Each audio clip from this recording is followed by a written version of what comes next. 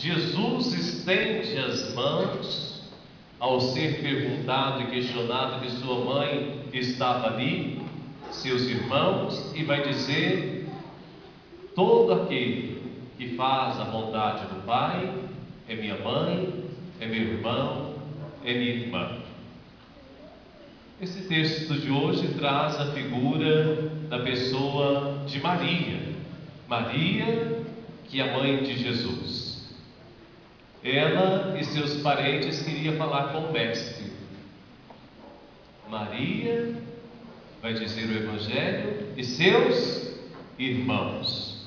Só para a gente poder entender um pouquinho, o Evangelho coloca a palavra aqui, determinação irmãos, mas para nós podermos entender que irmãos, lá na época de Jesus, e até hoje na palavra em hebraico, é a mesma terminação para dizer o parentesco mais próximo. Podemos dizer que é primo do primeiro grau.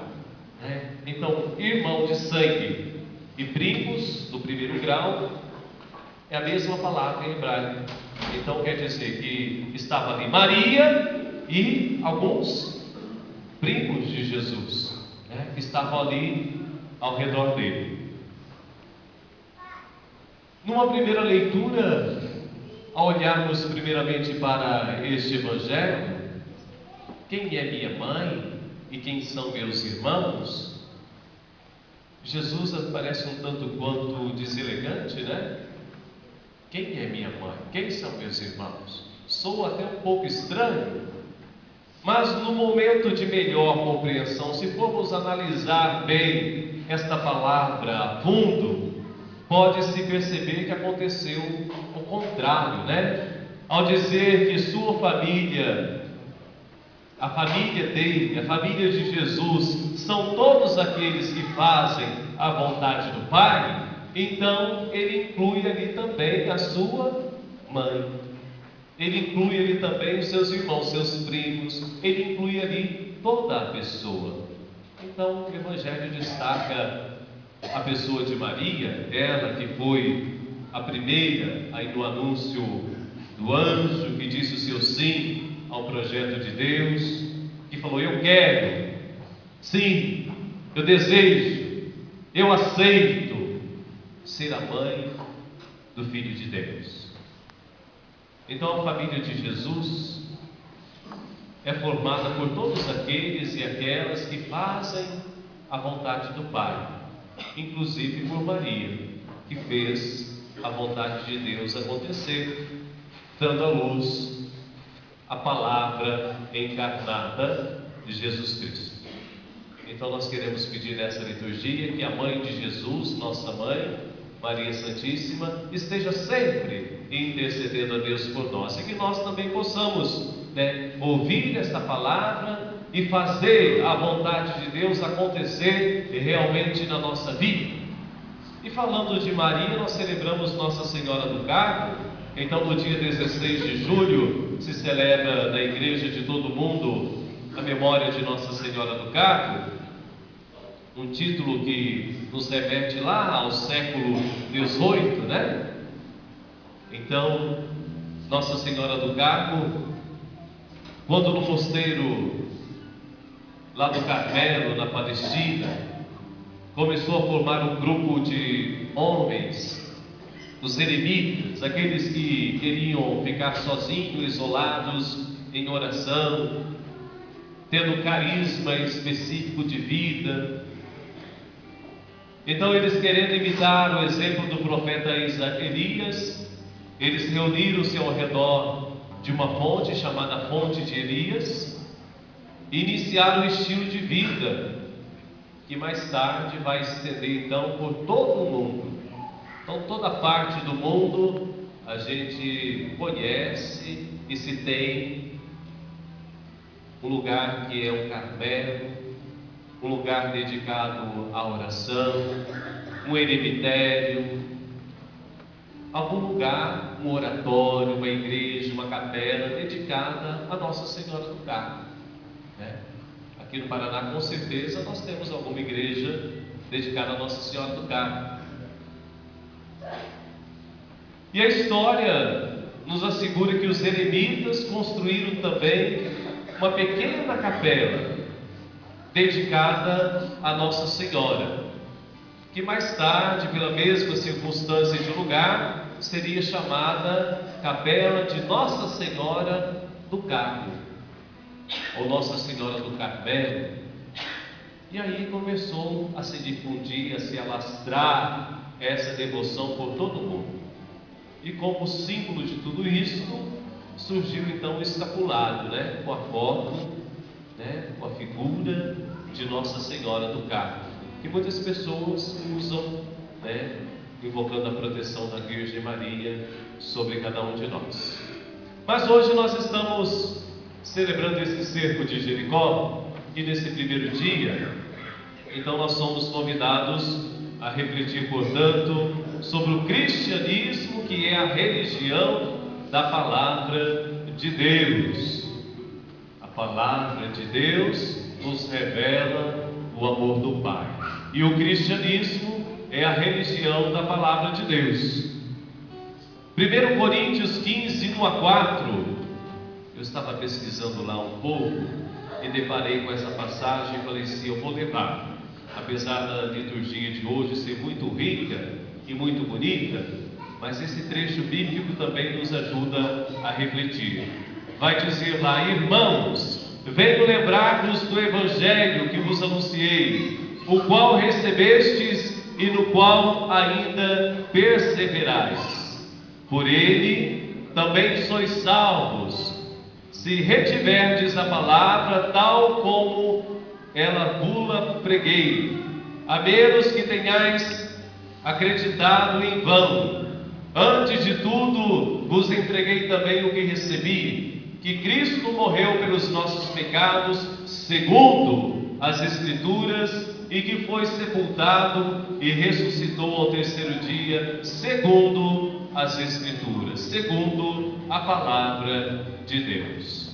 Então, meus irmãos e minhas irmãs, o cristianismo, ele nasce a partir desta palavra, que é a palavra de vida.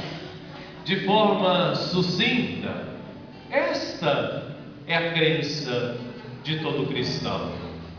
A crença, o acreditar, a fé do cristão, então é esta. O cristianismo é único entre todas as outras crenças, porque o cristianismo é mais um relacionamento do que uma prática religiosa, um relacionar com Jesus através da sua palavra.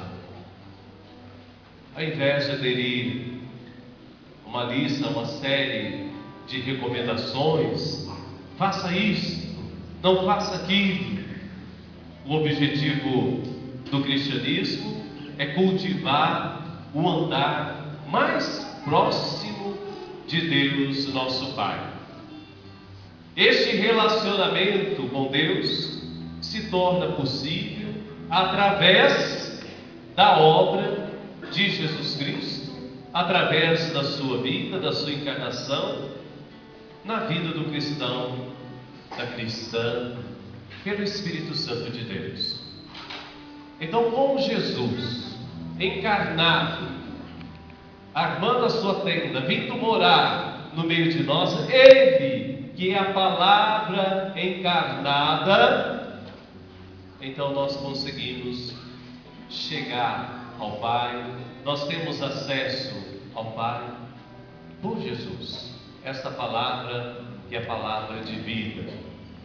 Então, como diz lá Gênesis, logo no comecinho, no princípio era a palavra, não é assim que se diz lá?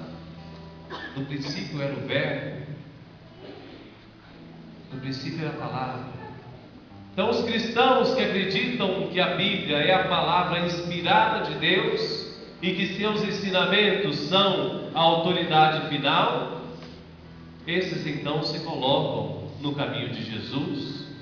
Esses se deixam então agir pelas pessoas da Trindade, o Pai, o Filho e o Espírito Santo.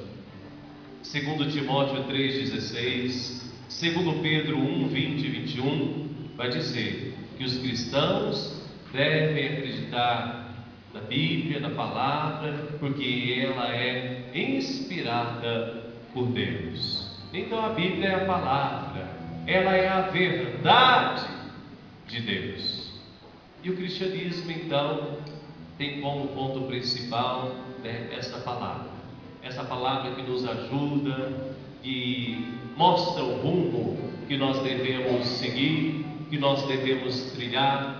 Esta palavra, então, que nos indica o caminho certo que nos leva ao Pai. Revelada e inspirada plenamente por Deus, por isso a palavra ela é infalível, ela é a única regra de fé e prática. Quando ela fala, é Deus quem fala. Por isso, quando acabamos de falar, nós dizemos: palavra do Senhor. É a palavra do Senhor que vem a nós.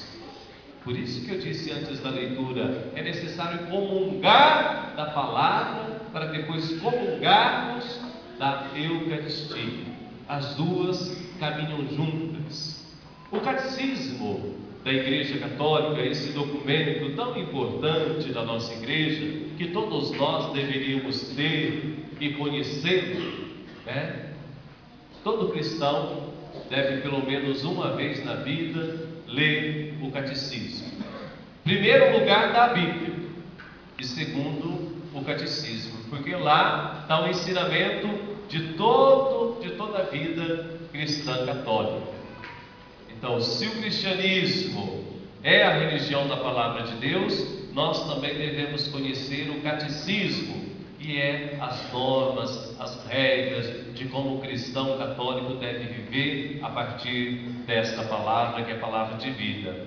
No número 108 do catecismo vai dizer o seguinte: todavia, a fé cristã não é uma religião do livro.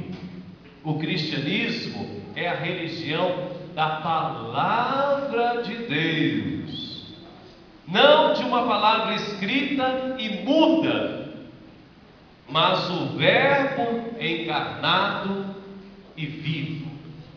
Que bonito isso, né?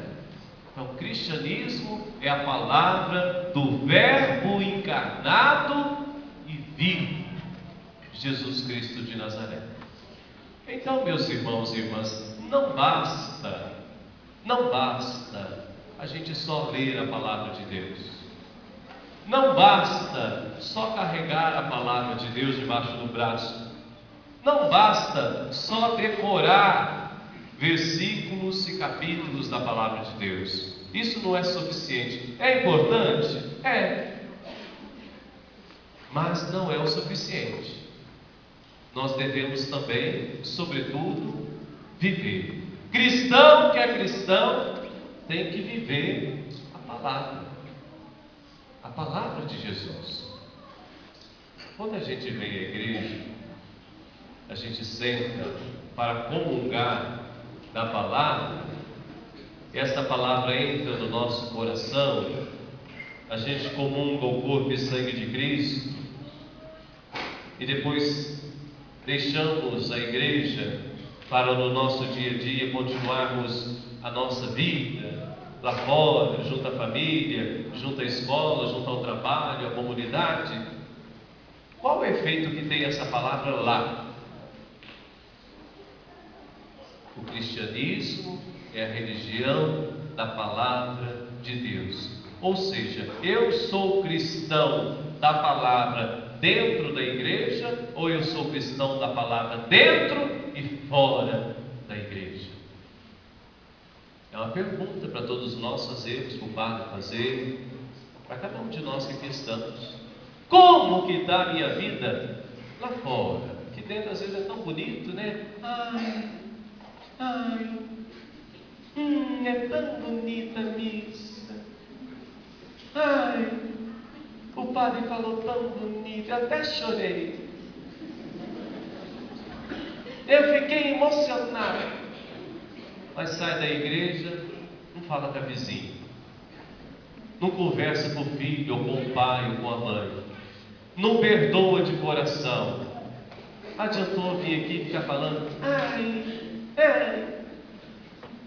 não adiantou. Então a palavra de Deus nos revela este